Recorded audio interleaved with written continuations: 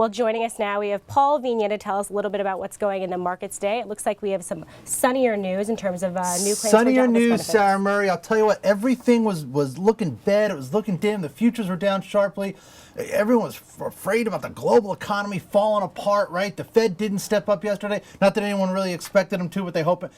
But at 8:30, it changed. It all changed, Sarah Murray. Everything's looking brighter. Everything looks great. Well, maybe not. But we did get the weekly jobless claims, and it was a much larger than expected drop, down 26,000 to 350,000. So the lowest level in 4 years. A big drop, which is a good thing. Right, and a relief after some disappointing jobs reports for these past few months. So it's really, it's like the first kind of good piece of news we've gotten on the economy in a long time. Unfortunately, it does come with some caveats. Of course, they always do. Right? All right, let's hear the caveats. There's some weird seasonal factors going on here.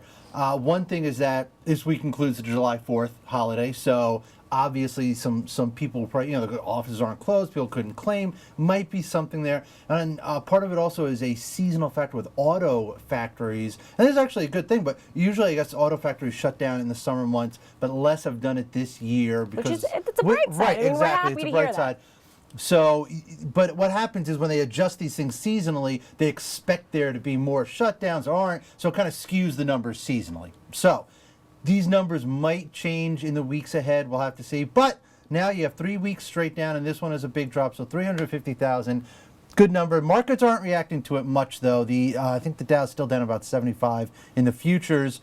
European stocks are down, Asian stocks are down. The euro's under 122. It's in the 121 range now. So, really most asset classes are moving down right now.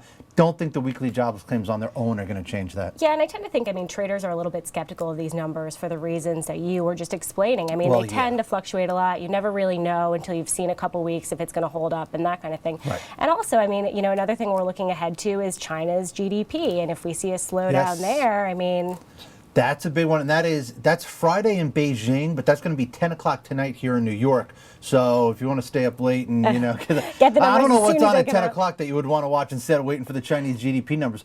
But yeah, I stay up nights waiting for the Chinese GDP numbers. It's a big number. They also report, I think, industrial production and retail sales. So it's a big data dump out of China. World's second largest economy now. Everybody wants to know what's going on there. Is there a slowdown? Is it more? There is a slowdown. Is it more than people thought? That's what we'll know. Then also, I personally just don't trust Chinese numbers. So they could come out. I think the consensus is about 7.6% on the GDP number. Is it more? Is it less? We don't really know. But even 7.6 for Chinese GDP, if they maintain that level, that's a little scary.